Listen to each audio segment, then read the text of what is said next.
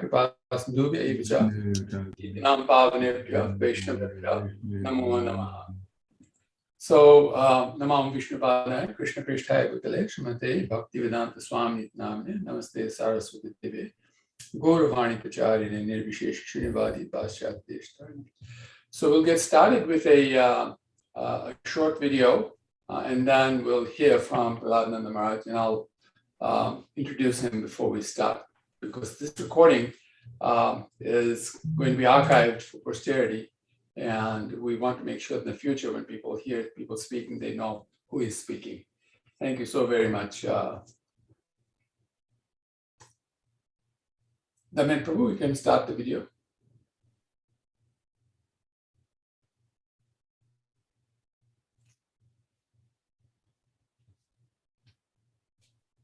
I was very pleased with this Harinam party. He decided when he left San Francisco to open a temple in Seattle.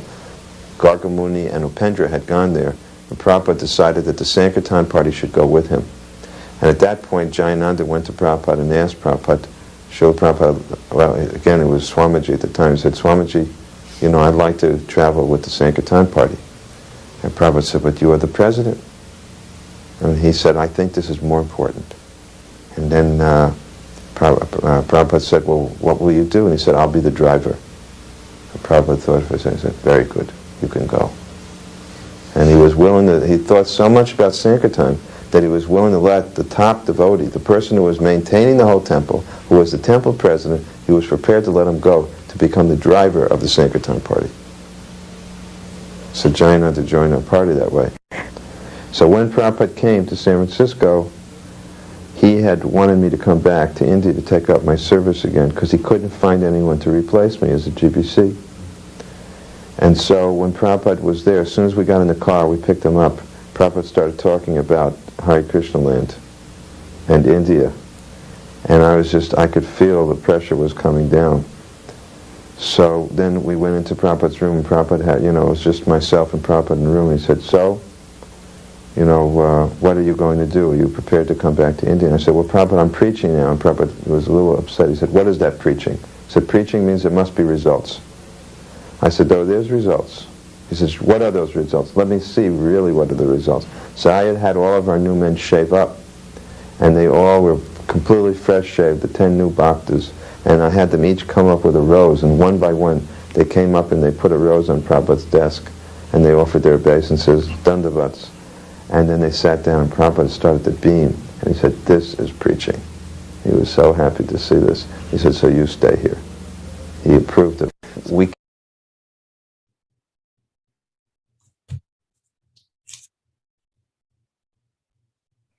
Our book distribution, Prabhupada said, big books are more important than softbacks. He said, hardback is more important than softback. He was very firm about this point. Give out big books. He wanted more big books distributed. He always said that. And he really liked the Radha Damodar party. He said, the main thing he liked about the Radha Damodar party, he said, you have understood a very important point, that in the Kali Yuga, people don't come to the temple. You have to bring the temple to the people. So this was the whole idea about book distribution. Go out to the people. Prabhupada said very clearly that any way that they can come into contact with these books, he said even they just touch it. He said even if they look at the picture, if they touch the book, he said they begin their devotional life. Therefore he told the book distributors, put the book in their hands. He said if they just touch the book, never mind even read, if they touch the book, it has so much power. We were walking in.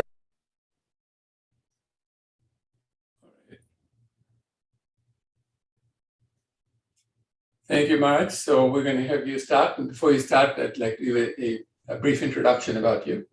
So His Holiness Prahlad Maharaj joined ISKCON in 1968 when he was a student at State University of New York, Buffalo. In 1969, he received first and second initiation from Srila Prabhupada, and the same year moved to the Buffalo Temple, where he was made treasurer and head pujari.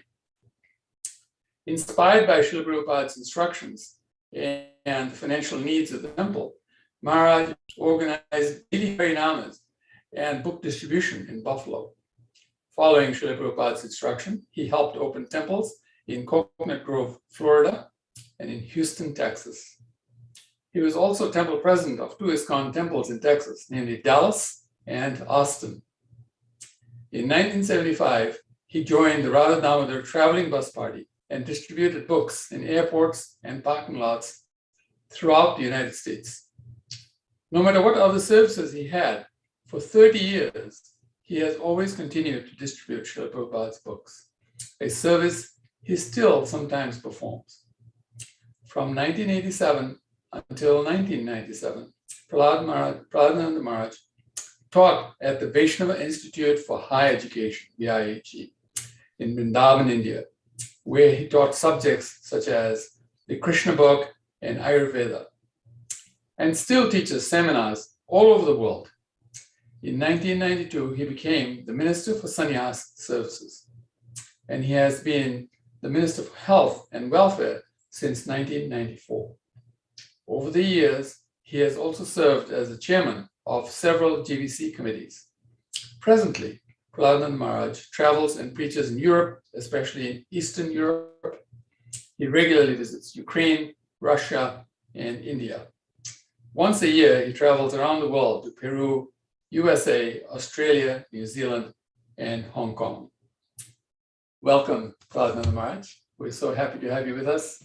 We look forward to hearing from you. Hare Krishna. So let me begin by offering obeisance to Srila Prabhupada. Namo Vishnu Praya Krishna Prasthaya Bhutale Srimate Bhaktivedanta Swami Namane Namaste Saraswatam Deve Gauravani Pracharane Nirvishesha Shunyavadi Paskatyade Satarane. So thank you for this opportunity to say something about my experiences on Radha Damodar. There's not very much time. Let me begin by saying that I first met Vishnu Jan Maharaj. Well, first I heard about Vishnu Jan Maharaj as soon as I joined the movement. He was the hero of the movement at that time. Although there wasn't much communication between temples because we had a telephone, but we hardly ever used it. It was too expensive.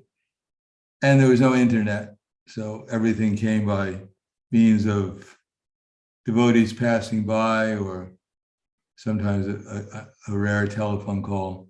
But Vishnu Jan Maharaj was known as a charismatic leader.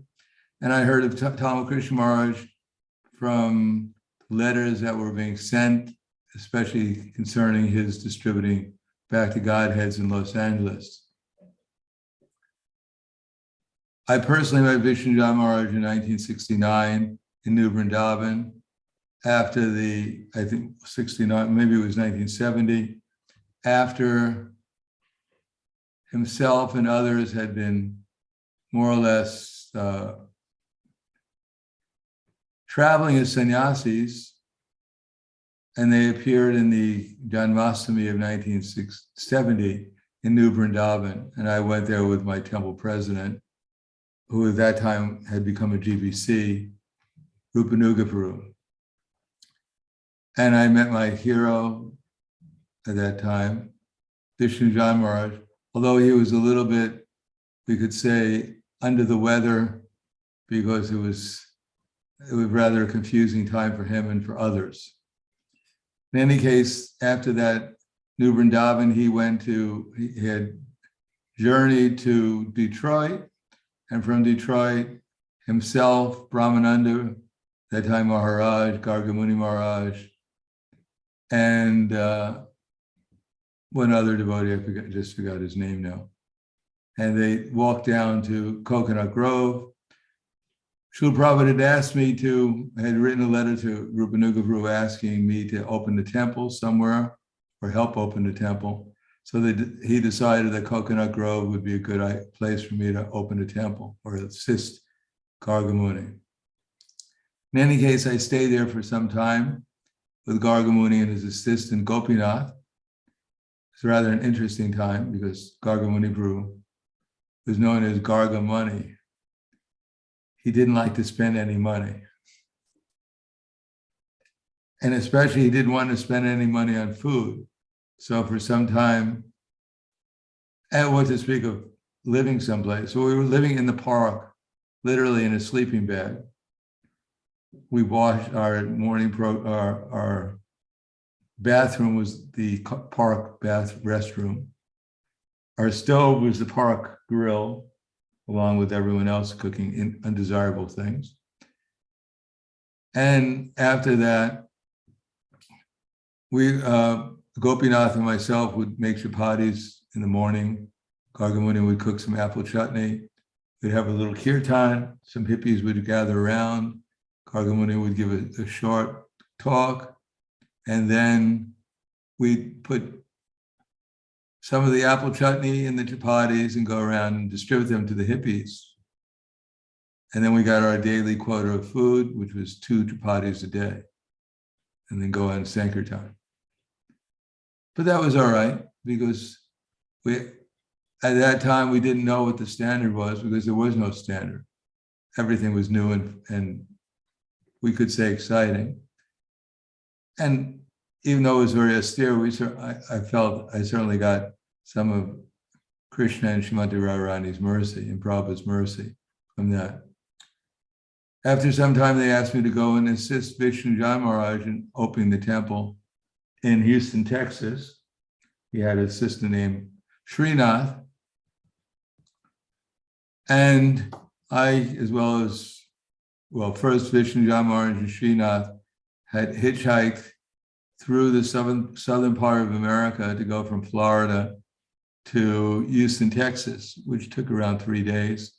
And then I followed sometime afterwards, which was quite an exciting journey, dressed in a dhoti and shaven head, no money, no food, nothing, for 3 or 4 days, going through the southern part of America, where generally speaking, if you looked a little different, you might have wound up on a tree hanging somewhere from the neck. They weren't exactly liberal at that time. In any case, I made it to Houston, and I assisted Vishnu Jan Maharaj to open the temple there. I became the temple president. And then I was there for some time, and then I became the temple president of Dallas, and then the temple president of Austin, Texas, which Vishnu Jan Maharaj had helped to open also. So during that time, Vishnu Jan Maharaj used to come by with Radha Damodar. At that time, his party was called the Radha Damodar party. And they had the Radha Damodar deities. And since I had lived with Vishnu Jan Maharaj for some months, just himself and one other devotee, myself, I got to know Vishnu Jan Maharaj quite well. He was an amazing personality. Although it was a little distressful for him, because he was in a very small temple and he was used to being more or less a charismatic personality. But he was a charismatic personality and quite an interesting personality. I remember I was one of the cooks. I mean, there was only 3 of us. We all had to cook. So I used to cook Simply Wonderfuls to take up to the university to distribute. And Vishnu Jan Maharaj would be in the back of our van. And by the time we got to the university, he had eaten all the Simply Wonderfuls. And so there's nothing to distribute. Still, he'd go out and chant, and at least 100 students would gather around. But it was quite an austere, because we had no money, and the only money came from book distribution. And the only one who knew how to distribute back to Godheads, because that's all we had, was myself. And Vishnu Jan Maharaj used to come out with us, but he had no idea how to distribute. As Tamal Krishna Maharaj used to complain to Srila Prabhupada, that Vishnu Jan Maharaj, he's just not into book distribution. And Prabhupada said, Vishnu Jan Maharaj, he went back to Godhead simply by chanting. So he used to go out with us, and like the Jehovah's Witnesses, he would just hold the book there, the Back to Godhead, and wouldn't say anything. And so everything depended upon me for the collection, because I was the only one who had any idea how to sell anything. In any case, after some time, Vishnu Jan Maharaj left. At that time, he left and he opened a temple in Austin. And then later on, he'd come and visit. But by 1975, I was my temple was completely into book distribution, and I had for different reasons, I had given away most of the devotees in the temple to the Houston temple, or they had to go to the Dallas temple, whatever. So Ramakrishna Maharaj convinced Prabhupada that we should close the Austin temple and I should join the Radha Damodar temple party. Because that was the major way at that time that Radha Damodar party was expanding. So Vishnu Jai Maharaj came by, and at that time I realized if I was going to keep my temple open, I needed some manpower. So I asked him, could you give me one or two of your men for my temple? And he said, no, actually, we're not going to give you anyone. Matter of fact, we're going to take you. So that's how I joined Radha Damodar, because I was mostly interested in book distribution anyhow. And then I became the Sankirtan leader of the Radha Damodar bus, not the party, but of the bus. And then after some time, then I did different services on Radha Damodar in terms of I was more or less the co-leader of one traveling party with another devotee named Jayananda Prabhu. And we traveled mostly in the middle part of America, the middle states, and we spent all our time distributing books. So it was an opportunity to be completely fixed in book distribution. There was nothing else to do because we had nothing else. We had no money. We had no place to live. We had nothing except for the books and distributing them. And we could spend hours and hours doing it. And the taste of book distribution is such that the more you do it, the more you become encouraged to do it, because it puts one on the spiritual platform where it's a completely different experience. I remember on Radha Damodar, the only time I wasn't distributing books for so many hours is when I had a party and I dropped them off. And at this time, Prabhupada, I guess it was 76 or something maybe. And Prabhupada was writing the Chaitanya Charitamrita. They were being published. So I'd drop off my party and then I'd go to some place and I'd read Chaitanya Charitamrita for a few hours. And then I'd go out for an hour or two and distribute books and then pick up my party. But I was so enthusiastic after reading Chaitanya Charitamrita that still I did more than anyone else on the party, distributed more books in a very short period of time because of the inspiration of reading Srila Prabhupada's books. Later on, I was also put into the different airports in different places in America, from Charlottesville to Dallas, to Chicago, to Milwaukee, and I distributed books there. So at that time, I didn't have as much association with Ramakrishna Maharaj and with Vishnu Jai Maharaj as I had before or after. I mean, I was with Ramakrishna Maharaj sometimes for months as his personal servant, and also after that, as a sannyasi, I used to come to Dallas and spend some time there, sometimes doing the Christmas marathon at the Dallas airport and other places.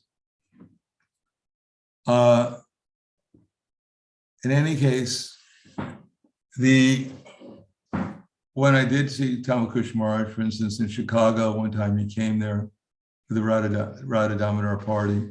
I was on Radha Damodar too. And they had an eating contest. And the library party challenged the Radha Damodar party for an eating contest. Who can eat the most? So there's a big competition. Radha Damodar, Bhakti Tirtha Maharaj was the main opponent. I can't remember who won. But afterwards, Ramakrishna Maharaj said that now we're going to have a board meeting. And everyone was amazed that after this competition, they're so determined that now they're going to have a management meeting. And so Tamal Krishna Maharaj took all the Radha Damodar party upstairs, and then they served out the pizzas. And the Radha Damodar devotees ate the pizzas until they couldn't eat anymore. And then they went on the boards. That was the board part. That was the board meeting. Their bodies met the board and they fell asleep.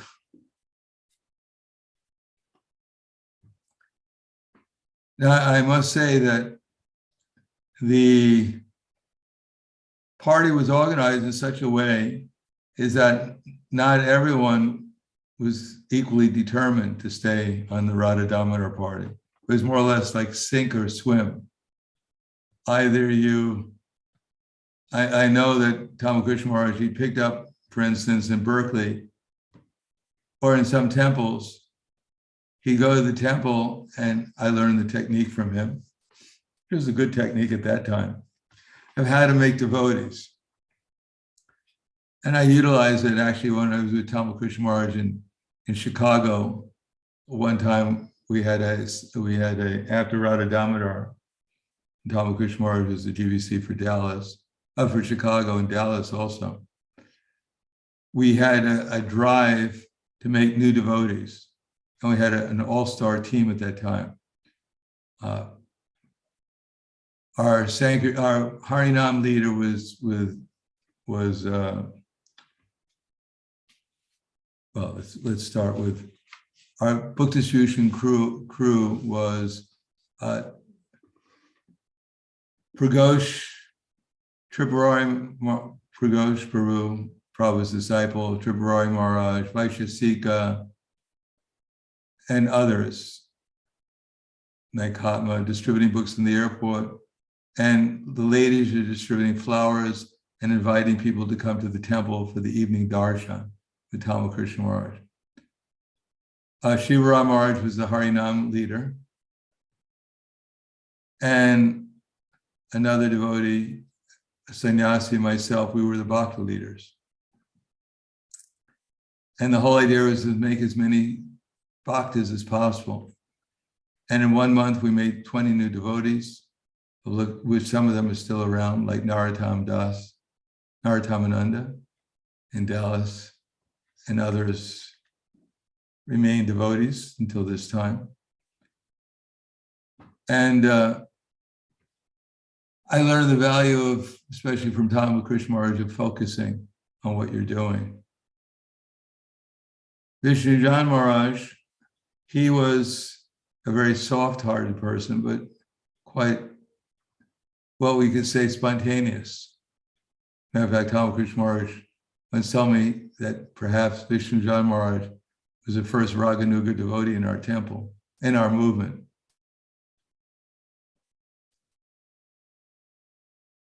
And he had a very special relationship with Radha Damodar.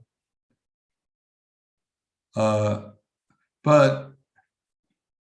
when Radha Damodar first was manifested by having the Radha Damodar party, as Vishnujan Maharaj created it, then it was mostly absorbed in just hearing and chanting. They set up on a college campus, and Vishnujan Maharaj with his harmonium would play, and devotees would go out and distribute incense or some prasadam, and that way they maintain themselves, and maybe a few books sometimes.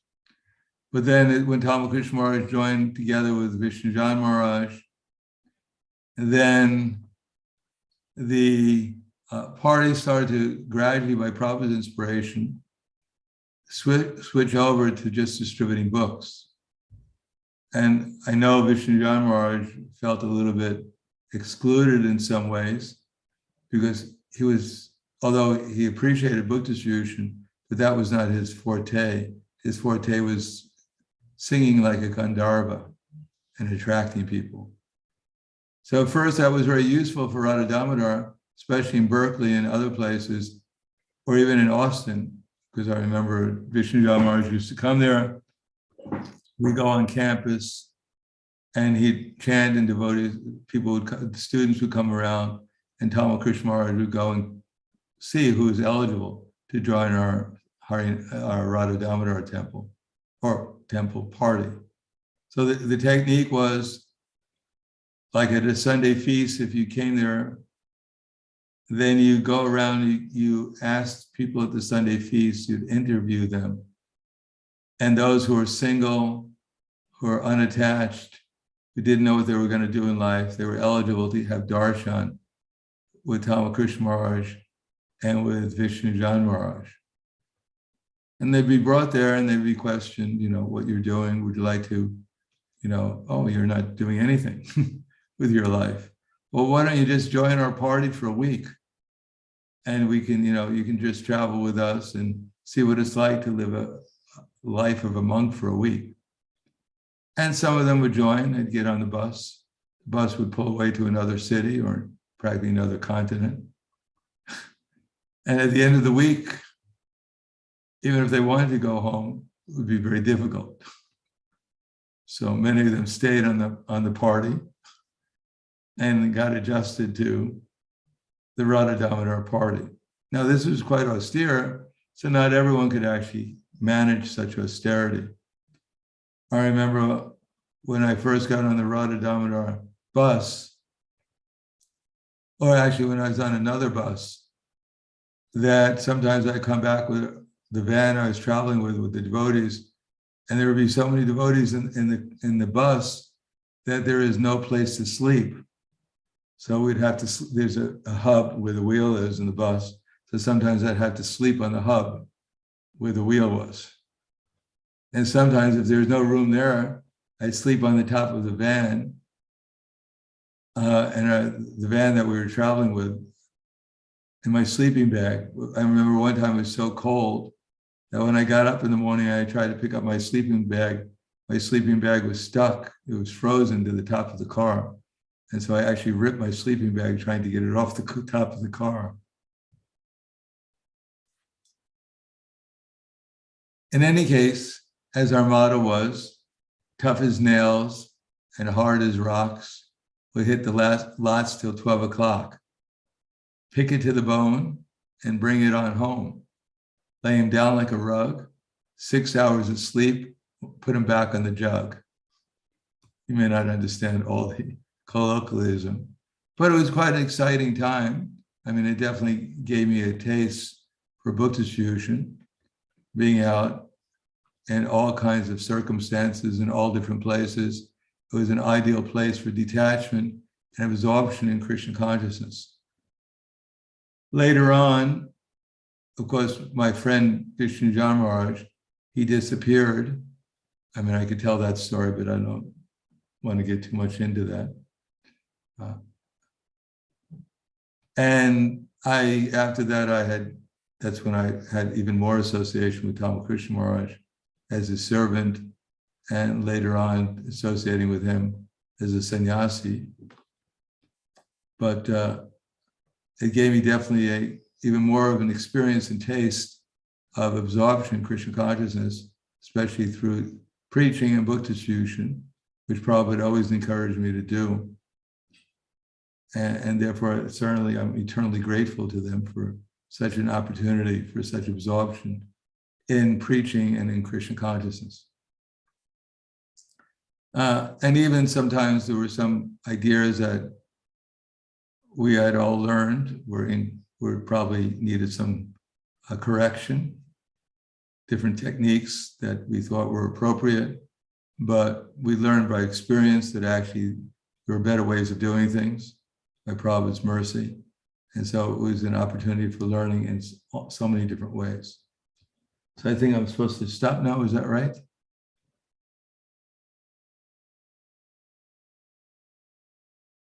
You're muted. Thank you so very much, Maharaj. Yes, this is very nice. Hare Krishna. Shri Prabhupada ki jai, Shri Radha Damodar ki jai, Shri Ramakrishna Maharaj ki jai, Shri Vishnujan Maharaj ki jai. And is our next speaker here? Yes, Prabhu, are you here? Prabhu. You may not have joined. Don't see him on the list unless it's another name. Maybe I can just say something quick about Jayananda Prabhu. Well, Yeah. I also Please do that. I was on his bus party, although he kept on claiming I should be the head of the party. He's really one of the humblest devotees that I know of. Although he was my leader, he kept on saying I should be the leader. I traveled with him, and he really had a taste for prasadam any time of the day or the night. Sometimes he'd wake me up at night and offer me a samosa. I remember one time I was traveling with him, and he got arrested because he wouldn't spend any money on himself. So his idea was that he just used the quick hands approach. I forget what they call it. Anyhow, he got caught shoplifting, and he was arrested because he was trying to steal some pants because he just refused to spend any money on himself. And that was more or less the mood of the day anyhow. Not that everyone did that. Anyhow, he was so humble that the policeman arrested him. When he was brought to court, the policeman paid for the pants that he had stolen. He was so much impressed by Jayananda Maharaj at Prabhu that he actually gave the money for the pants. So Prabhu didn't get charged for the shoplifting. And Jayananda, I remember when I was associating with him, I was always amazed that he revealed to me the meaning of the verse, Yari Daika Tarika Krishna Upadesh, that whoever you meet, you try to make them Krishna conscious. Because it didn't matter who he met, he was so compassionate. He engaged everyone in Krishna service. I watched him during Rath Yatra when he was doing construction. He just take people off the street who were just walking by and engage them in helping to construct the Rath Yatra carts. One time Prabhu came to San Francisco because I would go to although I was in Texas, every year we drive to California to attend the Rath Yatra in San Francisco. One time, all the temple presidents were going to do Abhishek to Srila Prabhupada in Keshavarti Maharaj's house. At that time, he was a householder, Keshavarti Prabhu. And everyone paid a certain amount of money to do Abhishek to Srila Prabhupada. And Jayananda Prabhu walked in and he sat down and he immediately fell asleep. And one devotee was trying to wake him up because Prabhupada was there with so many other devotees. And Prabhupada immediately chastised the devotee who was trying to wake him up. He said, "Don't wake him up." He said, "He's doing more service than all of you are doing." So Prabhupada was very affectionate to Jayananda, and for good reason. I remember when Jayananda, after Radha, actually we were still kind of like Radha Damodar. We were in New York, and I was a Sankirtan leader in New York at that time. And Jayananda was still had a Radha Damodar bus, and I was kind of like connected to it. So one time, after the Rath Yatra, I asked Jayananda. Jayananda told me he was feeling sick. And then he went to the hospital and he discovered he had cancer. And I had told him that I needed some speakers to be put into a van that I had. So Jayananda, although he was so sick, practically he couldn't even walk after the Rath Yatra. He got in the trolley and he wheeled himself down. At that time, they had an elevator in the New York Temple. He wheeled himself into the elevator down the flights, and he wheeled himself to the garage, which was a few blocks away. And he got out of his trolley and put in the speakers, and then wheeled himself back. And then after that, he went to the hospital, and then he realized that he was really sick. And then he told me, he said, somehow or another, by Krishna's mercy, now I can always remember Krishna all the time. So he was an extraordinary personality. Yeah, thank you, Maharaj. Hare Krishna. Thank you all. Srila Prabhupada ki jai. So Tripurari, I understand you're on now. So I'll introduce you and then please speak.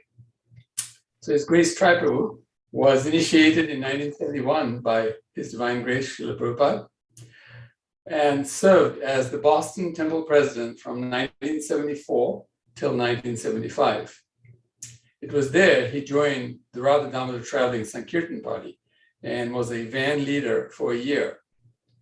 Following that, he was in the New York Temple for about 2 to 3 years.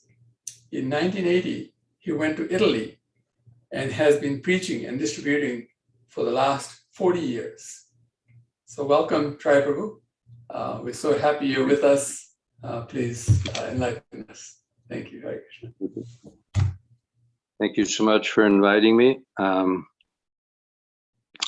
just try to remember my times with His Holiness Tamal Krishna Maharaj, because we're speaking about his sannyas. This is the anniversary of his sannyas initiation, right? So, what actually was happening is that, as we know, Radha Damodar traveling Sankirtan party, it wasn't just Tamal Krishna Maharaj and Vishnu Jan Maharaj on their bus, but that it expanded it in a number of buses with satellite traveling Sankirtan van parties traveling around each one of the buses. And as we know, they would come to temples and enliven the devotees there, the brahmacharis there, and many brahmacharis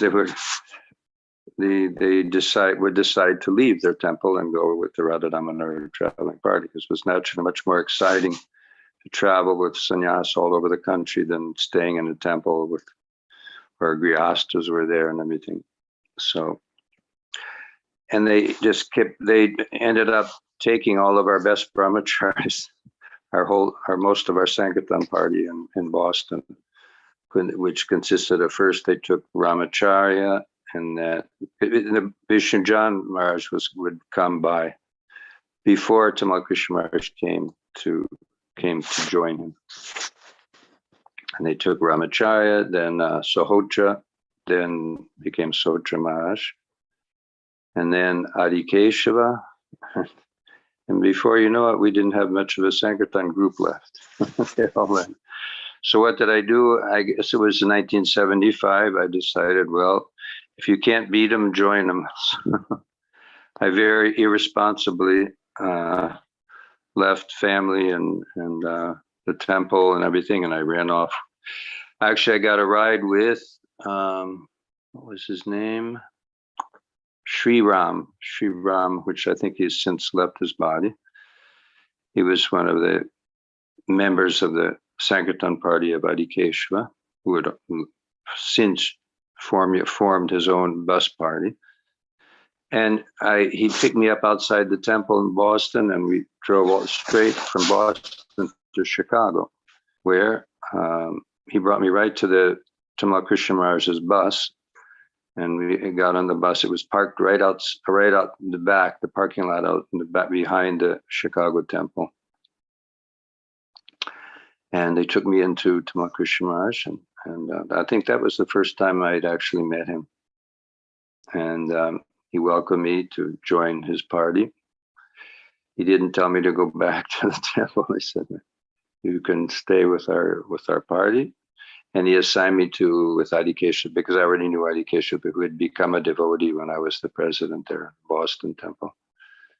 And so I joined that party. And then some people think that everyone was with the Radha Damodar bus, but actually, like I said, there were a number of buses, because right there in Chicago, Prabhupada came, and there was a big installation ceremony of the Shishigornitai deities, which were then installed in a number of different buses. And that famous photo, you know, the famous photo with all the buses parked, I think there was 4 or 5 buses, and all the brahmacharis in front of the buses, and then Prabhupada is sitting there in the middle. Unfortunately, he was sitting on the ground, but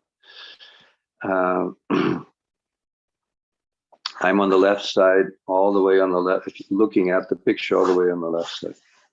And so we started from there. And like I said, there were a number of buses with Gornitai deities.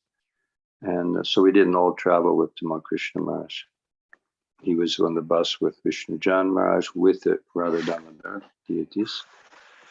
And so that was a wonderful year. I spent traveling, distributing books. I had a van party. I was in charge of one van party and a few different devotees.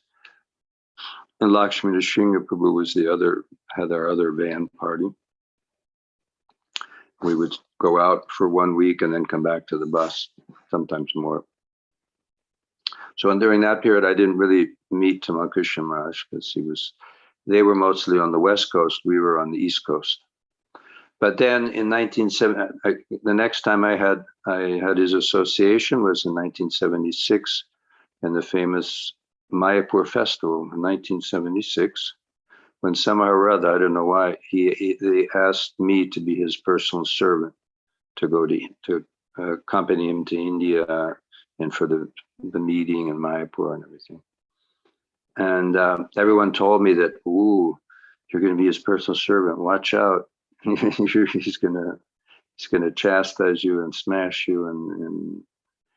But I have to say, he was extremely kind to me the whole time. He never chastised me. He never got heavy with me. I didn't have the experience that they were all describing to me, because I understood one thing right from the beginning. If I just surrender completely and only think about what he wants and how to please him, then I won't have any trouble. In fact, it worked. It worked very well, because I just put my mind in the thought of how can I, serve him. And he was very nice, actually. He was very sweet. And I remember, and this was the year, of course, we know that the temple presidents from all over America, they went to Srila Prabhupada to complain up in arms against the Radha Damodar party, because they didn't only steal devotees from the Boston temple, but from many other temples. So all the temple presidents were quite upset. And as we know, they went to Srila Prabhupada and complained. And Srila Prabhupada, in the end of the day, he took their side against the Radha Damodar party. And because Prabhupada wanted that his temples would go on nicely, and they were losing all of their devotees. And so Tamal Krishna Maharaj, I remember him coming in the room because I was staying with them. He and Vishnujan Maharaj, I was staying with them. And I remember him coming in the room quite, it was quite discouraged, let's say, kind of down. And I remember going and getting him without asking, I really went and made a glass of orange juice for him. And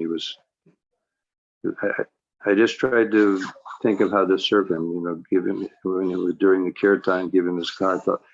He said the best servant is one who knows what to do before, and the master doesn't even have to ask, but the servant already knows what to do. So I was trying to enter into that mood, and so we got along very nice. And he was always very kind to me. He even came many years later. He came in Italy and visited us in Prabhupada up near Venice. And that's when he was beginning his studies in England, I think. And he called me over and he said, just stay near me. He said, just stay near me because I need the association of my godbrothers. I have to go and do this mission, and I really want the association of my godbrothers. So I was certainly nowhere near his level of, oops, what did I do? I just lost myself. Okay. And I was nowhere near his level, of course. And but he was very, very friendly and kind. And in that festival in Mayapur, as we know the story, that's when Prabhupada called him up to his room. When he had been speaking to him, I was in where he was staying as a servant. And he went and spoke with Prabhupada, and Prabhupada said, I'm taking away all your service. And he was so upset. I mean, Tamal Krishna Maharaj, that it was kind of like everyone was against us. We had all gone to that festival, and we had no idea what was going on, and we found that all the temple devotees and leaders, they were all like angry with us, angry with Tamal Krishna Maharaj, angry with us, and so it was a very intense Mayapur festival, you could say. And that's when Tamal Krishna Maharaj said, I might as well go to the moon. He was saying when Prabhupada was present, he said, I might as well go to the moon, or I might as well go to China. He was upset.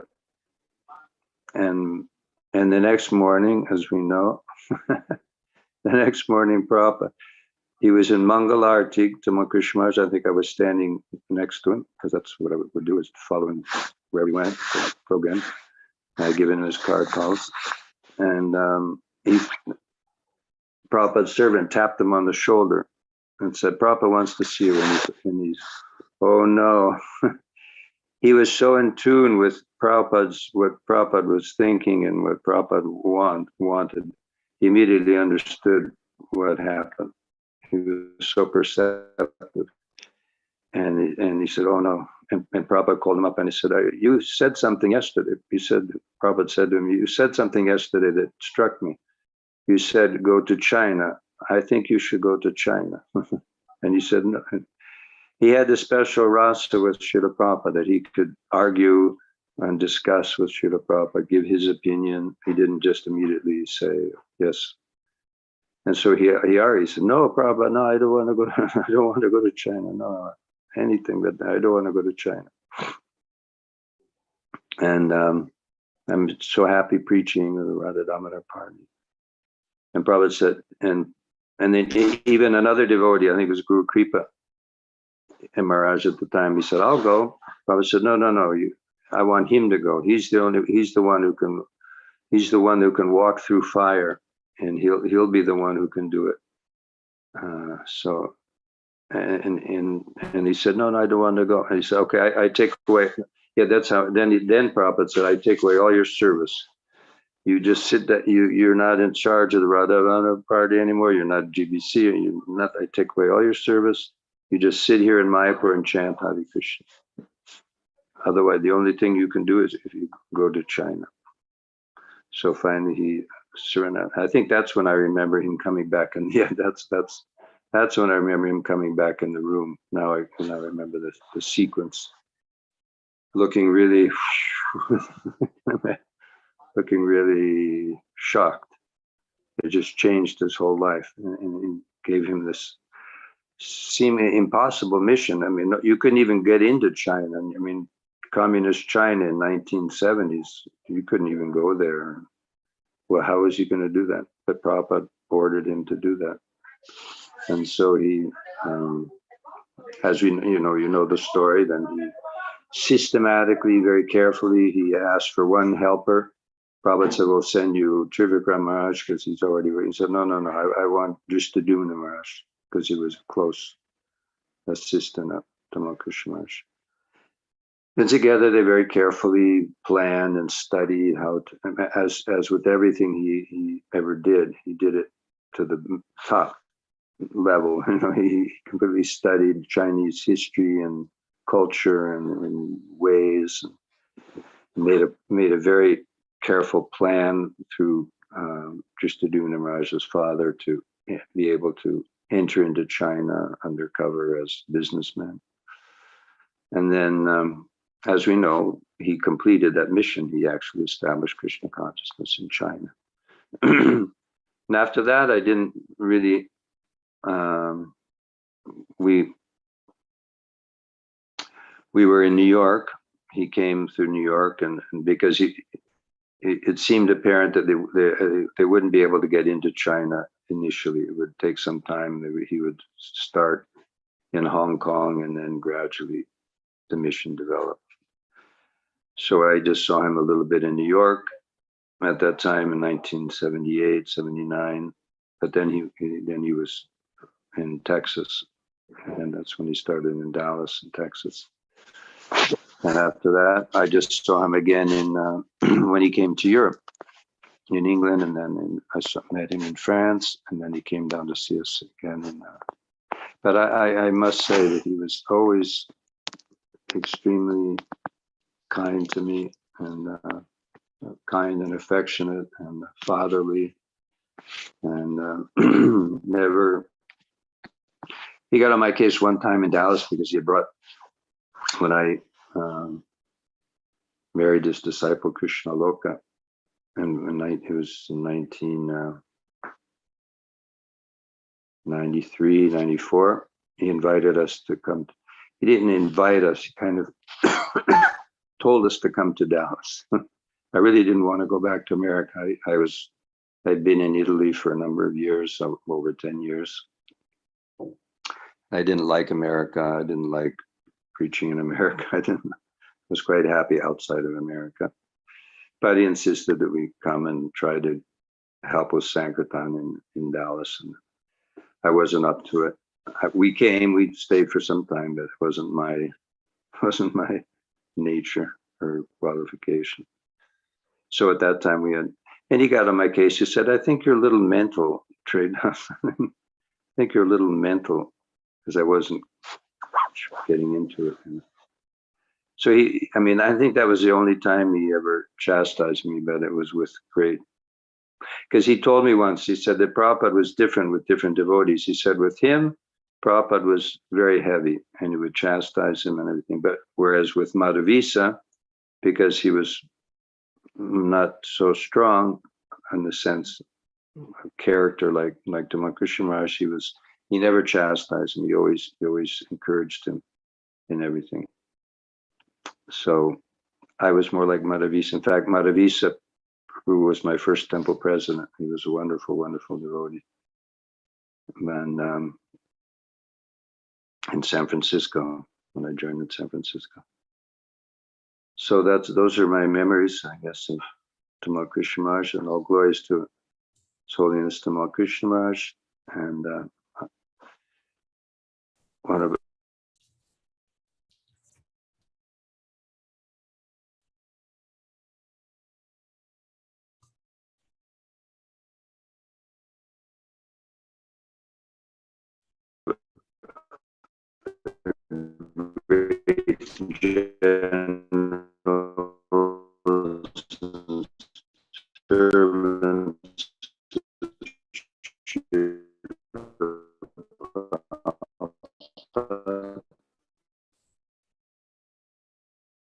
Thank you, Tripurari.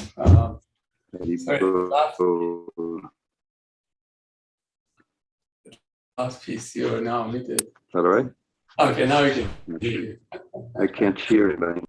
One of our dear congregation members, one lady, she was only 44 years old. She just left her body of cancer on Gaur Purnim Day. So we're going to have to go right now and spend some time with her husband, who also, it's actually a very amazing story. She is battling with cancer for the last 4 years. And just when she's getting worse and worse, her husband had a stroke and he almost died. And so we've been taking care of them. And now she left her body on Gaur Purnim. And so the husband is still recuperating from the stroke. He's still kind of half paralyzed. And it's a real story of the material world. They were a beautiful couple. Everything seemed perfect. They were beautiful people. People were even envious of them because they were such a nice family and nice people. They chanted, they led kirtan, beautiful kirtans. And then all of a sudden, she got cancer and he had a stroke. It's like, there you are. There's the material world.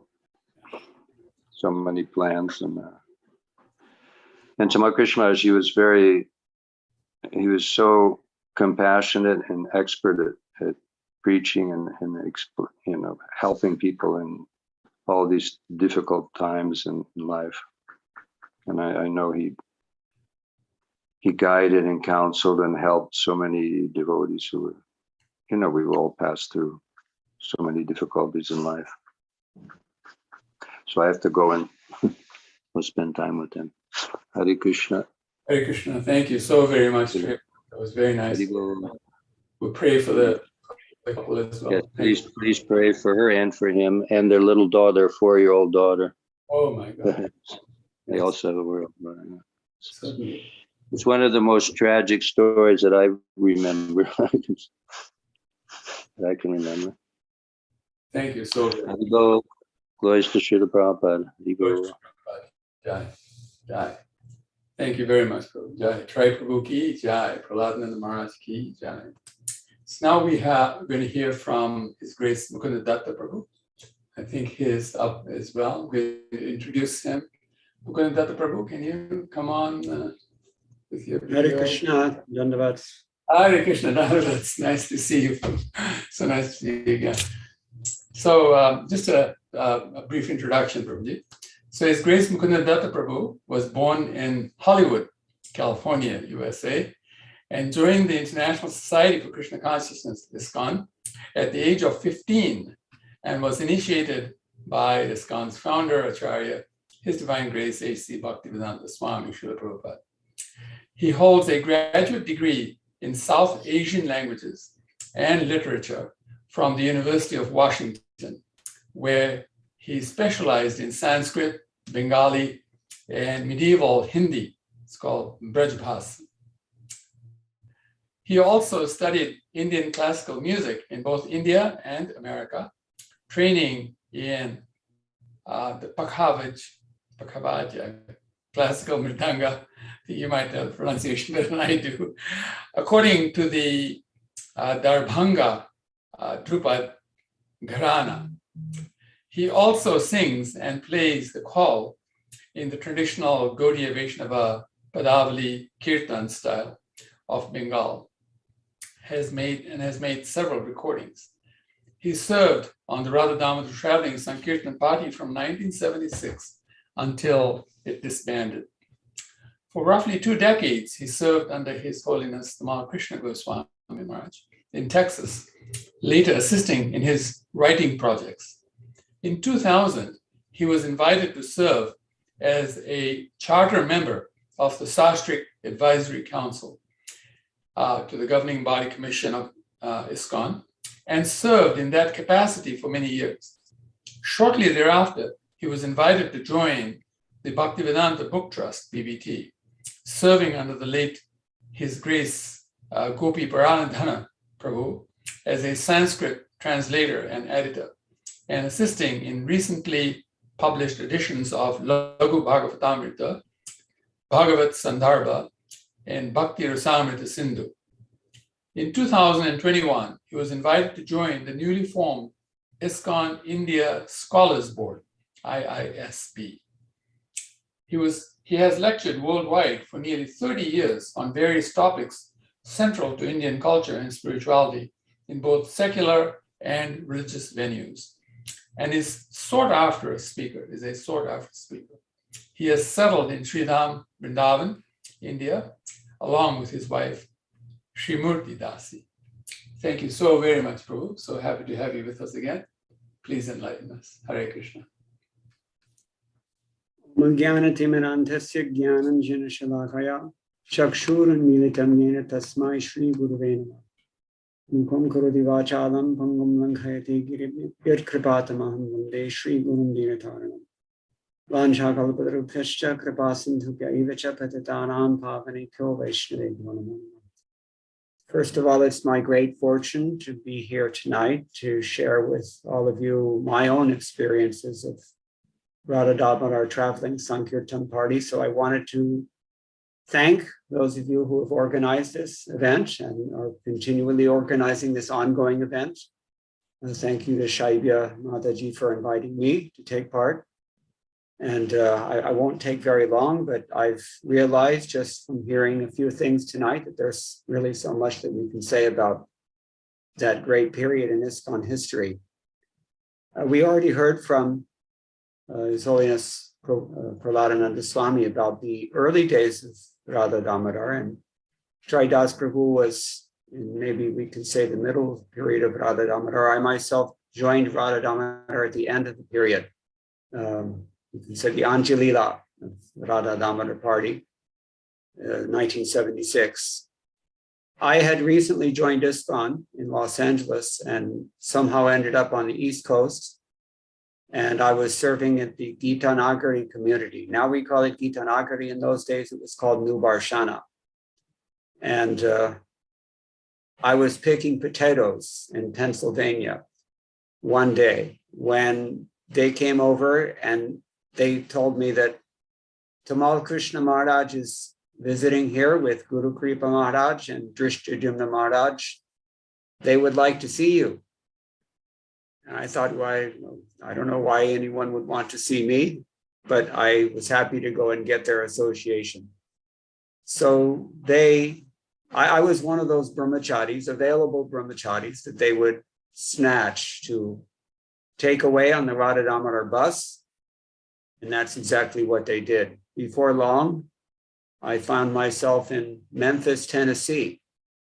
And in Memphis, Tennessee, the entire Radha Damodar party had met. This would have been maybe in November or so of 1976, just before the Srila Prabhupada marathon of that year.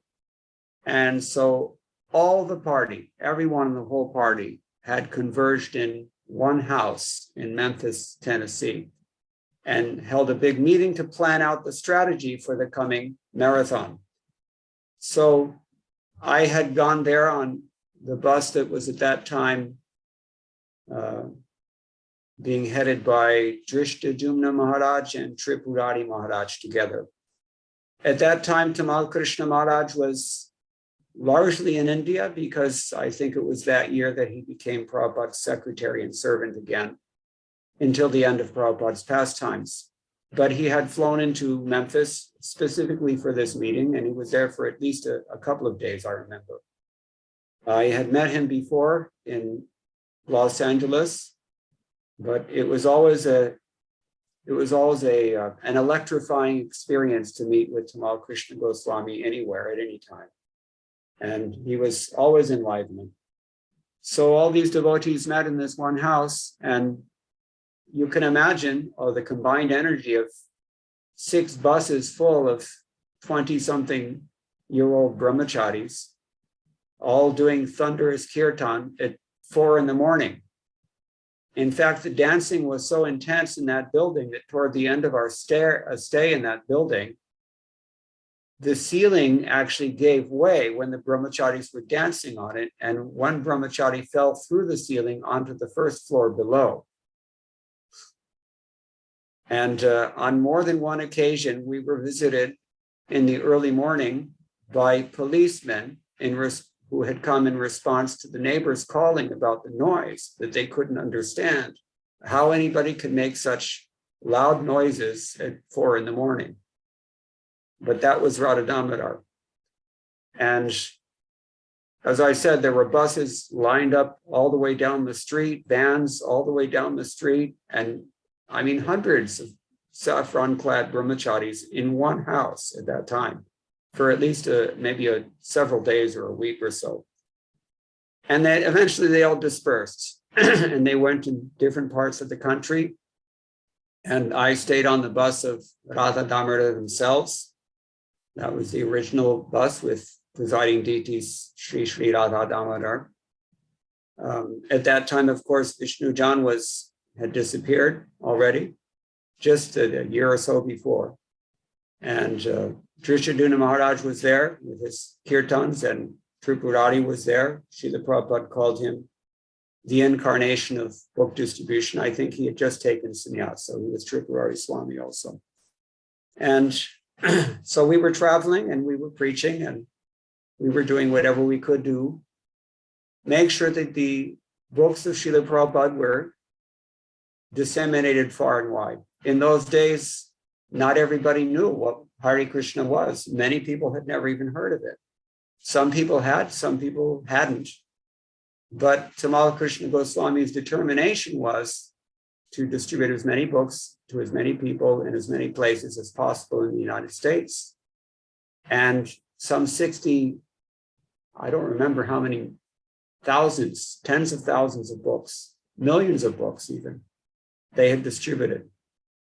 We heard from Rameshwar Prabhu earlier about this. He has all the figures. I don't know, but my own part in that party was very small because I was and remain a very small person. But I was distributing Back to Godheads very enthusiastically, Back to Godhead magazines. And the really prestigious position was to distribute the big books, as we heard from Tamal Krishna Goswami himself earlier. This is the main thing that Prabhupada wanted distributed. I was never very good at it, but I was doing what I could. So we used to travel in vans and we used to live a very austere life. How austere was it?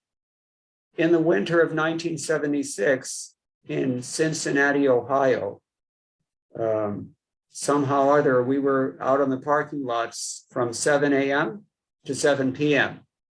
We would have our early morning program wherever we were staying.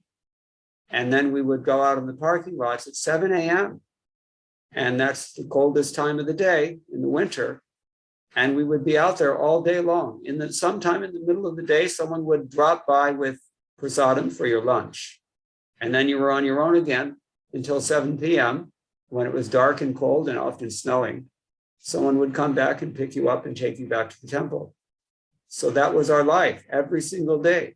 Tapasa brahmacharjena shamena chadamena cha, etc. As the Srimad Bhagavatam says. Brahmachari life, very, very austere. It was very difficult for me. I kept thinking back now, I don't think I could do that again. But because I was only 15 or 16 years old at the time, it was possible to adjust somehow or other, and I had a determination to do so. But it was very, very difficult. And the policy was also very strict. I remember my recently departed godbrother, Suradas. He had a policy that if you don't learn a new shloka every morning and recite your new shloka every morning, you don't get fed that day. So we had a great inspiration there. We had a great incentive to learn many shlokas, which I did by his grace. And if you weren't dancing to his satisfaction also, he would take the mridanga and push it at you and look at you with as stern as an expression as he could muster and say, dance, until you would do so. So this is the austerity of Radha Damodar. And we were constantly moving and constantly traveling to new places and constantly meeting challenges. Anyone who's distributed books, you know very well. Anything can happen when you go on Sankirtan, anything. And people tried to kill us, people tried to seduce us, people tried to do so many things to us. We were arrested on occasion. One time, actually, I was arrested also, along with the other members of my van party. And we spent a night in jail, I recall. And the guards in the jail couldn't really believe what they were seeing when they saw everybody in the cell was chanting these strange prayers at 4:30 in the morning. And then sitting and chanting Hare Krishna, Krishna Krishna, Hare Ram, Ram Ram, Hare Hare. They couldn't figure it out. In 1976, nobody recognized any of these things. And the strangest part of it all is that even though I was underage, technically, frankly, I had run away from home and was not even legally supposed to be with these people. But they arrested me, and there was even a court case, as I recall, and I had to appear in court. And somehow or other, the case was dismissed, or there was nothing ever came of it. But all throughout that, no one in any position of authority ever thought to ask me how old I was, even though I didn't even look that I was 16 years old. I looked like I was even younger than that. So it was as if all the guards in the palace fell asleep or something. So it was always exciting on Radha Damodar. We saw famous people sometimes, and we saw criminals sometimes, and we saw saints amongst our godbrothers also. The whole driving force behind that party was Tamal Krishna Goswami, and the respect that the members of that party showed for him was really, really profound. That really impressed me. I think, as I recall, in the whole movement, there was only one person that everyone referred to as Goswami Maharaj, and that was Tamal Krishna Goswami. He had a special status, and on the Radha Damodar party, he commanded such respect that everything that he did and the way that he did everything was emulated by all the members of the party. For one example, in those days, we had only telephones. There was no social media, there was no internet, nothing, only telephones, telephone booths. I don't know if they even have them anymore, but he would use a phone booth, and by calling the head office of the Radha Damodar party in New York, which was managed by Rajendranath Prabhu, as I recall, or maybe it was Ganapati, he would coordinate the nationwide distribution of Prabhupada's books, which van was going where, how long they would stay, how many books they would get, how they would get the books, who would pay, how would this, everything was coordinated by him centrally. He was like the central processing unit, you might say, of the Radha Damodar traveling Sankirtan party, but his management was so astonishing. And the respect that the devotees on the party had for him was so impressive. It really made a deep impression on me. I remember one time, in the same winter, we were in Chapel Hill, North Carolina. We used to stay in campgrounds, and there was one, they called it Campgrounds of America, KOA. And one such place we were staying, and in the morning when all the brahmacharis went to take their showers at 4 a.m, they discovered that because it was winter, all the pipes had frozen. So nobody could get any water out of the shower, which meant that nobody could take a bath. And if nobody could take a bath, then who's going to do the puja for Radha Damodar?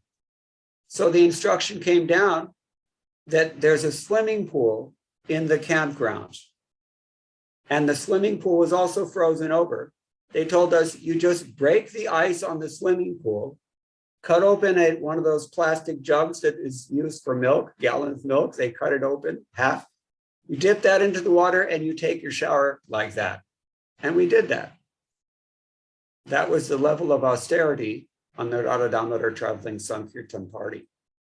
And the devotees were going everywhere and distributing books like this. And what motivated us was the remembrance that Srila Prabhupada said. He was always thinking of the boys in the vans who were giving their lives for to fulfill his desire, to disseminate his mercy in the form of his books to the people who are suffering so much. Now it's 2022, and it seems to me that people are suffering even worse than they were in 1976 or 1977. But this book distribution was the lifeblood, at least in 1976. As I said, this was in the middle to the end period of Radha Damodar traveling Sankirtana party. Hardly there was any live kirtan like Vishnu Jan Maharaj had done before. It was almost exclusively book distribution. And in those late years, every year they would determine themselves, the whole movement would determine itself to double the book distribution. Means whatever number of books were distributed, at least on Radha Damodar. In 1975, it was doubled in 1976, doubled again in 1977, like this. So very, very austere, very regimented, hard to imagine that kind of life. Now, frankly, I don't see so many people living like that, executing that kind of austerity. As Prahlad Maharaj has already described his experience, going without any money to a completely new city and just staying in a park. And who's going to do that?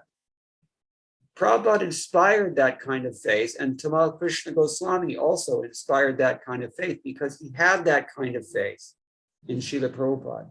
He had such strong dedication and determination and deep faith and commitment, purity of purpose he had. And I think that's really how he held the party together and how he kept the party so enlivened and so strong and so staunch and dedicated to book distribution as it was. It became history. It became a legend in ISKCON, the accomplishments of that party under his guidance in particular. Even though he wasn't there but we always knew that he was there for us with Srila Prabhupada, even in his absence. This was in 76, 77. He wasn't there anymore. I never actually met Vishnu Jan Maharaj because he had gone before I joined the party. And I had met Tamal Krishna Maharaj before, but once I joined Radha Damodar, because he was no longer traveling directly with the party so much, in those days, I really didn't get a lot of his association, didn't see him very much, but every once in a while he would come by. And the classes that he would give, I mean, it's a shame that they weren't recorded in those days because they were so classic. And, you know, the kinds of things that Tamal Krishna Goswami would preach to all of us and enliven us with were the things that Prabhupada told him. If you want to get a sense of the kinds of instructions that he was able to impart, you can read his book, A Servant of the Servant, because there he's published many of those letters, and he has even commented, as it were, on each of those letters. And really, as impressive as Srila Prabhupada's instructions to him are, equally impressive I found his immediate understanding of the significance of those instructions. He just seemed to have that intuitive sense that was uncommon and so special, and really such a prominent characteristic of his personality. So for me, at least, he was the essence of the Radha Damodar party, at least in my experience, because in those days he really was its driving force. Eventually, around 77, late 77 or early 78, Radha Damodar party disbanded, so to speak. It actually bifurcated, you could say. Part of the party went with Drishtinumna Maharaj to Pennsylvania. They were based in Gitanagari, and in fact, they took Radha Damodar there with them. And the other half of the party, they spread out in different places in the Midwest. In those days, Radha Damodar was preaching in various Midwestern cities. Where did we go? We went to Louisville, Kentucky. We went to St. Louis. We went to Wisconsin. Somebody was there. Kansas City, someone was there. El Paso, Brahma was there. And Houston, Dallas, eventually in the very late part of the period. Tripurari Maharaj eventually went and made his own party as well. But for some time he was in Texas, in say 1979, even into the early 80s, perhaps around 1980 or so, many of them left. But that was the end of the Radha Damodar traveling Sankirtan party. It just kind of dissolved, sort of, but those devotees are still to be found around the movement here and there. Somebody found out Tridas Prabhu. I guess he's in Italy now, and there are others also there. The Vaisheshika is still around. Chaitanya Chandra Prabhu Sunanda we heard from before, and so many others, many others. Hundreds of devotees were there. If you want to get a sense of the size and the power of the Radha Damodar traveling Sankirtan party, do your homework and look up the 1974 or 1975, maybe even the 1976 Vyas Puja books of Srila Prabhupada, and you can find they're listed by buses. At least say 20 or so devotees, 20, 30 devotees for each of the 6 or 7 buses that we had at the high point of the development of the Radha Damodar party.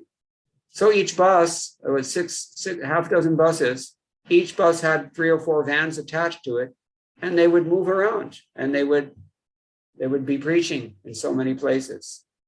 And we still find some of those Prabhupada's disciples are still there from Radha Damodar party. So it was a great period, very fortunate period. I feel that, I was given some very good, solid brahmachari training in that time. Because of the way that Tamal Krishna Maharaj had managed that party, because of the standards that he understood, that Prabhupada really instilled in him, and that he therefore established within the party in order to maintain the Guru Parampara.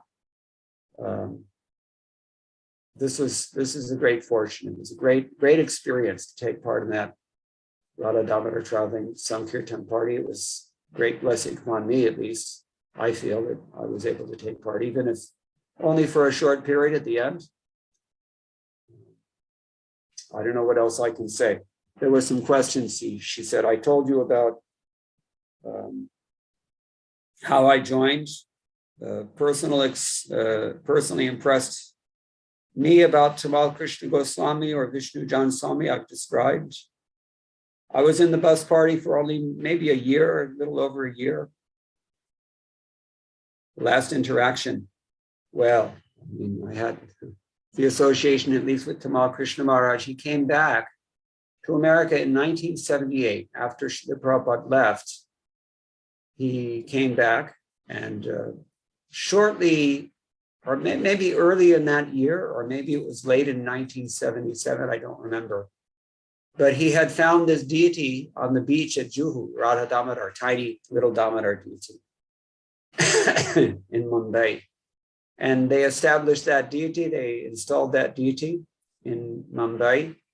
And the Queen of Jaipur, she donated a little small golden Radharani to join him. And in the beginning, Tamal Krishna Maharaj named these deities Radha Gopinath, but in consultation with his godbrother, Satsvarup Das Goswami, they decided that it would be better to call these small deities Radha Damodar. So they've been known by that name ever since. For some time, Tamal Krishna Goswami continued the Radha Damodar legacy. He had a small motor vehicle that he was traveling around the country, and he carried the deities with him then also on a smaller scale, a little different preaching in those days. But then eventually the deities, he gave the deities to the care of one of his disciples, and who actually married my godbrother Sankirtan Prabhu. And they still are worshiping those deities today. So if you want to see those deities, you have to contact Sankirtan Prabhu. He's now got so many disciples of his own. I think he's based in Austin, but he's always traveling. So that's also Radha Damodar history, you can say. I guess you can say it's an eternal legacy. We're all, Damodar is tied by the love of his devotees, and we're all tied by the love of Radha Damodar. Okay, somebody's asking a question. Was I there when the party met in Gainesville? No, I wasn't. I know the history of that story, but I wasn't there. Radha Damodar was a crazy, lots of crazy experiences. A young man with wild enthusiasm. And Maharaj has already mentioned prasadam contests. I remember in 1978, this was shortly after Radha Damodar disbanded in Chicago, they had gone to the Rath Yatra, and they had one last big festival, gulab jamun eating contest. One of my godbrothers ate 110 gulab jamuns and went straight to the hospital afterwards. But those kinds of things would happen on Radha Damodar party. That's how wild it was. But it was wild, but it was not undisciplined exactly. It was a very unique experience, I think, in human history. There were very few things that can be compared to the Radha Damodar traveling Sankirtan party. But you judge a thing by the result. And so many devotees in this movement, who are still strong devotees in this movement, they joined in that period. They joined through that party because of the potency that was being communicated through the mercy of Srila Prabhupada and his faithful representatives. A great deal of empowered preaching went on through the auspices of the Radha Damodar traveling Sankirtan party. And like I said, I feel very blessed to have been part of it. So I don't know how much time we have, but it's getting a little late. Maybe I should stop unless our host wants to give further instructions. Thank you, Mukunda Prabhu. That was very enlightening. Always great pleasure hearing from you. We're now inviting people to ask any questions they have of Prahlad Maharaj and yourself. Any comments they'd like to make. You can unmute yourself and speak, and also ask on the chat if you prefer. Please go ahead. Yes, Kishore Priya Prabhu. You put your hand up like Kishore Priya Prabhu did. Hare Krishna Prabhuji. This question is from Mukunda Prabhuji. We were reading recently about, there's a verse in Bhagavad Gita, and actually Srila Prabhupada in his purport to Srimad Bhagavatam 1-16, I believe it was, he says that unless you risk for Krishna, he does not reciprocate with you. And when you spoke about the risks that the members of Radha Damodar party took, I was reminded of that. And but your risks were based on instructions. But in today's times, how do we evaluate what risks we can take? I'm going to ask first if Maharaj wants to comment on this, because he's so much superior and elder to me.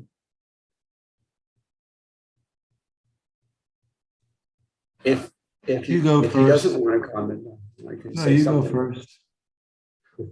I'll comment, but you Yeah. go first. I mean, this is why we have spiritual masters, isn't it? And a spiritual master means he's a transparent via media, means he's representing that same spirit. Krishnananda, we meditate like this thrice daily, those who are chanting Gayatri, that we have to meditate on what is that ecstasy of the spiritual master. The ecstasy of the spiritual master is the pleasure that he gives to Krishna. And the thing is coming through Guru Parampara. There's really should not be any discontinuity of that spirit. So a bona fide spiritual master means you find somebody who's actually doing that. And then it's the same process. All you have to do is surrender in faith and commitment and try to follow the instructions that are coming in Guru Parampara. And then the same thing. Srila Prabhupada is always saying this, that Krishna spoke 5,000 years ago to Arjuna in Bhagavad Gita, but the same thing is there today. Even you can pick up Prabhupada's books, even if you haven't found the spiritual master, you can open up Bhagavad Gita as it is and find the person who's just speaking that. Prabhupada told us in 1977 when there was a big court case in New York City. He said, you just memorize these books the way a lawyer knows his law books, memorize the books and speak nothing but that. That is a bona fide guru. In this way, Jare Dekhe Tare Kaha Krishna Budeshi Ityadi. Maharaj, you want to add? Yeah, you just picked up what I was going to begin with. You ended with Yare Dekha Tare Kaha Krishna Budesh Amara Aga Guru Hare Desh. When Prabhupada, in 1977, when Prabhupada was asked, 1977, let me begin with, actually it was first the GBC, they were asked who will carry on the movement in terms of who will give initiation, how the process of initiation goes. And Prabhupada mentioned about the disciple of my disciple. And he was a little surprised by the emphasis that was given to Diksha, how much they were concerned whose disciple was going to be. And then Prabhupada said, Yari Dekha Tari Kaha Krishna Upadesh Amar Aga Guru Tare Desh, that whoever you meet, then you tell them about Krishna. You become guru because Chaitanya Mahaprabhu has ordered all of us to become guru. Becoming Diksha Guru or Shiksha Guru is not the question. It's to repeat the message of Krishna, to help people somehow or another, whatever their situation is, help them on the progress towards developing their relationship with Krishna. Pray to Krishna for the intelligence within, pray to the instructions given by our acharyas and disciple succession, and hope that Krishna will give us the intelligence by which we can understand. As Prabhupada said, please make my words, when he was on the Jaladuta, please make my words appropriate so they can enter into people's hearts and dissipate the ignorance and enliven them to become devotees of Krishna. So, as far as being put into a difficult situation, it's Queen Kunti, she had to pray for difficulty because the Pandavas were put into so many difficulty, but now they were in a good position and they had to pray. She was praying, Vipadak Shanti Takshasa, please put me in a difficulty so that I can remember you, because by remembering you, there'll be no more seeing repeated birth and death. But we're in a much more fortunate situation than Queen Kunti, because we don't have to pray for difficulties. That's all, Kali Yuga, that's all we have is difficulty. It's one after another. Tell me the person who doesn't have difficulty, and just wait a little while and they'll have some difficulty. So our main business, somehow or another, if it's favorable, then we should try to spread Krishna consciousness. And if it's not favorable, we should also try to spread Krishna consciousness just by telling people to chant Hare Krishna, Bolo Krishna, Bhaja Krishna, Karo Krishna, Shika. Tell people to chant Hare Krishna, worship Krishna, and follow Krishna's instructions. And whether it's difficult or not difficult, it makes no difference. If we do that and we inspire others to do it, then our lives are successful and their lives will be successful too. And if you're waiting for difficulty, don't worry, it's going to be there. Krishna will send it. Yeah. Thank you, Maharaj, and thank you, Prabhu. Sarvabhauma Prabhu is asking, can you comment on Goswami Maharaj's last Vyasa Puja offering to Srila Prabhupada, in which he apologized for being quite heavy with devotees at times? Please. I was Kamakrishna Maharaj's personal servant for some time, traveling on the Bharat, as Mukunda Prabhu said, and I got a lot of his association. Because he was heavy, but I was also pretty heavy too. I was very submissive sometimes. But then as time went on, he'd sometimes ask me things and I'd tell him things he didn't really want to hear, because I'm sometimes quite straightforward. But I remember in terms of our last exchange, he was sitting with Keshavarti Maharaj, and they were having breakfast, and I came in to ask him about something, and he said, please come and have breakfast with me at any time. And then that was the last time I saw him. So I had the sweetest relationships with Krishna Maharaj, and sometimes it got a little fiery because out of concern for him, I didn't mind telling him exactly. He'd ask me a question sometimes, and I didn't mind telling him exactly what I thought. And he was a little surprised because generally devotees didn't do that with him. But still, he appreciated that, you know. Sometimes I was his guide, and sometimes I was, you know, we were on opposite ends of the pole about certain things. But at the end, it all turned out to be very sweet. Prabhupada, one time he was talking to me. We were sitting there in Buffalo, and there was no one else there, because sometimes there was only a few devotees in Buffalo, and Prabhupada was there for a week. And so I'd just come and sit with Prabhupada for some hours, and Prabhupada just would preach to me. Sometimes he'd correct me when he thought I was doing something wrong. So one time he looked at me and he said, don't try and teach your God brothers lessons. And it took me around 50 years to understand what he was talking about. I'm still learning. But I learned a lot from Krishna Maharaj, and a little bit of diplomacy also after some time. Thank you, Maharaj. Mukunda Prabhu, would you like to say something about that? Yeah, you know, it will sound a little awkward perhaps, but sometimes we need someone who is not afraid to take a superior position and let us know where we stand. Sometimes we need to hear that. And that's how Krishna consciousness gets spread. Sometimes it's required to jolt someone to a higher level of self-awareness than that person would have been comfortable venturing into on his own. And Tamal Krishna Maharaj was so determined to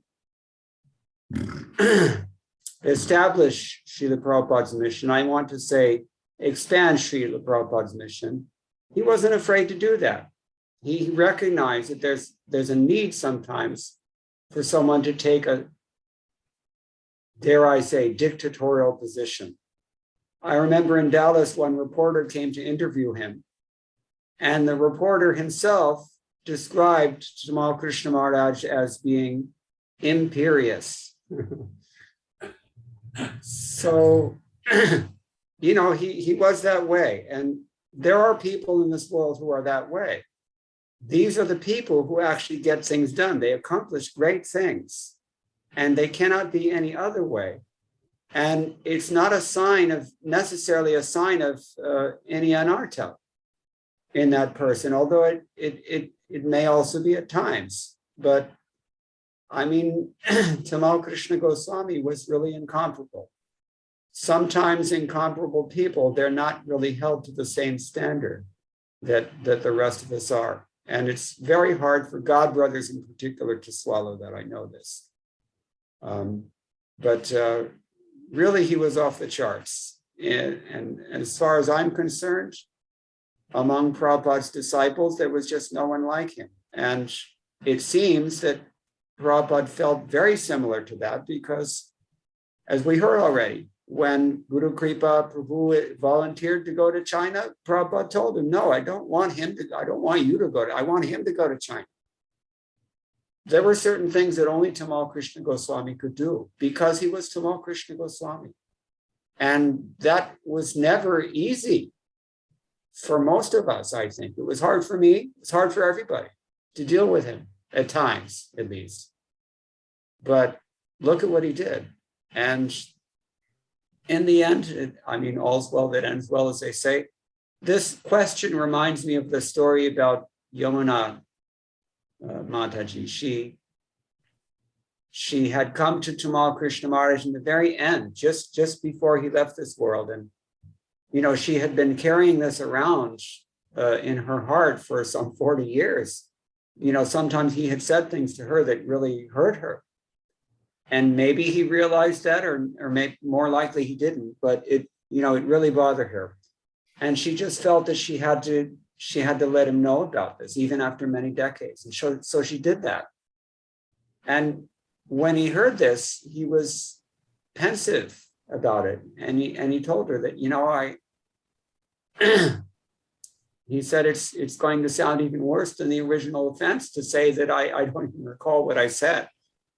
But he explained that to get Srila Prabhupada's movement going the way that he did, and the way that only he could do, and that's undeniable history, you know, he had to be heavy sometimes. And of course, he apologized to her for that. And you know, that everything was reconciled through that recognizance or that apology. But in his absence, I feel that, you know, I sometimes wonder where would our movement, how much farther would our movement have gone if he were still with us? Sometimes I wonder like that. He was such a dynamic, productive, empowered, faithful servant of Srila Prabhupada that it's hard to guess what he could have done had he not been taken away. But of course, that's fate. So it's already happened. We can't change that. Anyway, the question reminded me of that particular instance. I thought I would mention it.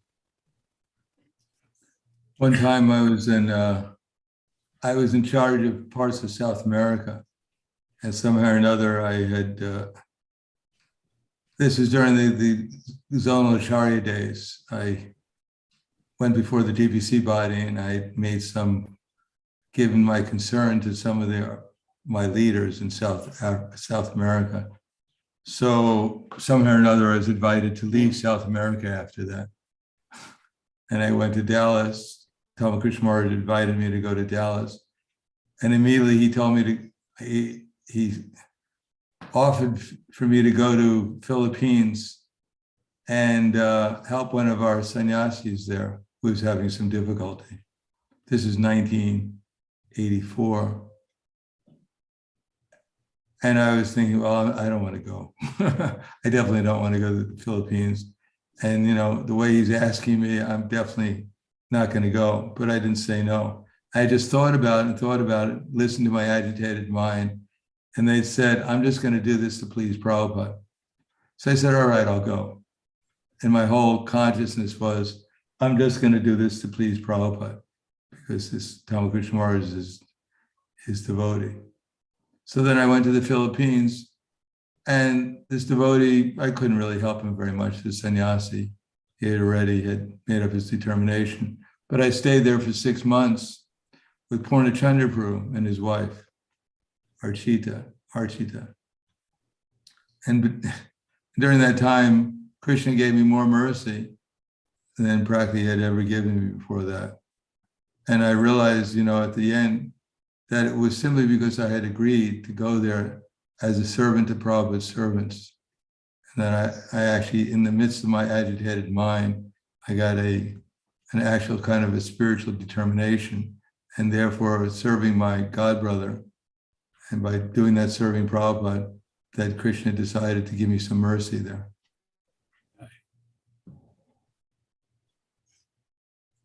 Interesting. That was the first time I memorized the Bhagavad Gita by heart. I also learned from Purnachandra how to play the harmonium, but that wasn't really the mercy I'm talking about. That's priceless, Maharaj, priceless. Thank you so very much. So instructive for all of us.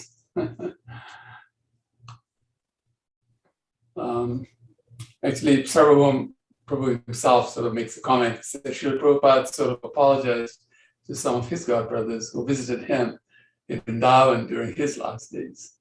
So it's always a nice thing to apologize in case somebody feels hurt. Anybody else have any questions? We really had a 1.5 hour idea of 90 minutes for this program. We've gone a few minutes over. We will be having more of these sessions. And so we have more opportunities to ask questions as well. I'll say one more story about Ramakrishna Maharaj. I had my own van party on Radha Damodar. I guess this referring to what Mukunda Prabhu said about when he met in 1976 in Chicago. Ramakrishna Maharaj asked me to pick up the deities in Los Angeles. And so I had a maxi van. And we put all the devotees on the party in the maxi van. And we drove for however it takes to go from San Francisco to LA, pick up the deities nonstop, only for the toilet, practically, and then drove straight to Chicago. When I got to Chicago with the party there, I saw Ramakrishna Maharaj. I met him, and I said, what should we do now? He said, go out and book distribution. This was at least, 2.5 days, if not 3 days of continuously traveling in a car, practically not eating or sleeping, just stopping for a few minutes to use the restroom when we got there. I won't tell you what we did. I mean, I didn't always obey every order. I'm just lucky I remember what the order was.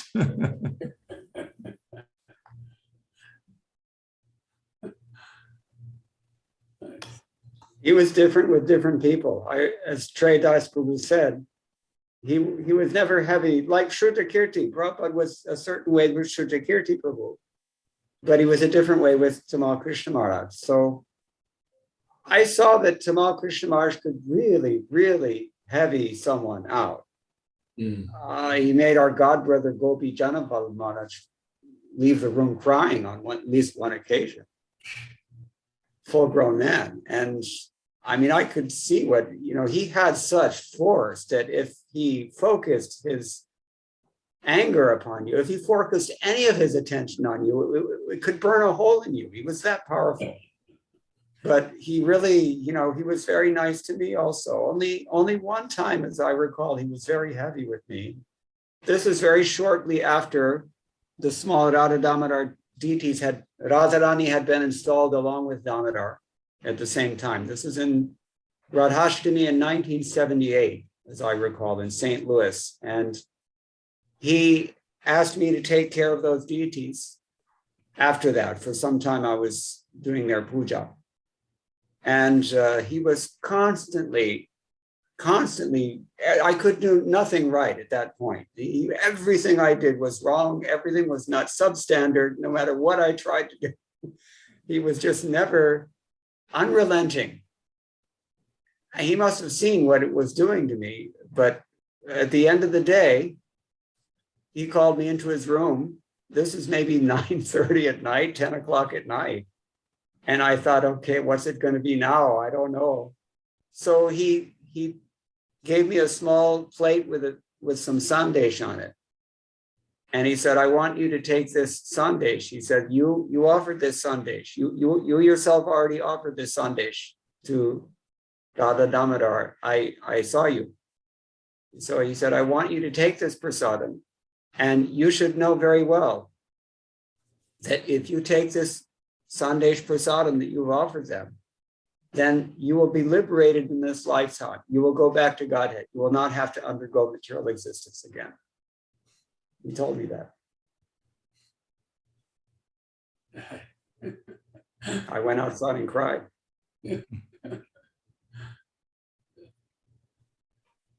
He had a special kind of mercy that was, reminds me of that shloka.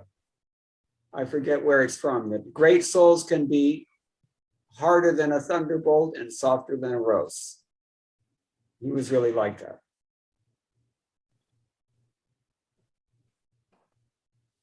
Thank you so very much. All right, so thank you everybody for participating in this wonderful program. And thank you to all three speakers, because two of you are still on, Prahlad and Maharaj and Mukunda Prabhu. Thank you all so very much. It's priceless. You're speaking to us and now recorded for posterity. So people will see in the future also about the movement and how the movement progressed from inception to the different phases that the movement will see as we go on. But we're also very hopeful and so very enthusiastic about the future as well. And this really helps. Thank you all so very much. Hare Krishna. Hare Krishna. Yes, Shaivipu. Yeah, it's just to announce that we will have another gathering this Saturday. At 7 p.m. on the 26th at 7 p.m. Okay. So, thank you very much. 7 p.m. this Saturday, 7 p.m. Dallas or Central, U.S. Central Time. Namo Namaha. Jai. Hare Krishna. Prabhupada ki jai. yeah. Thank you all very much.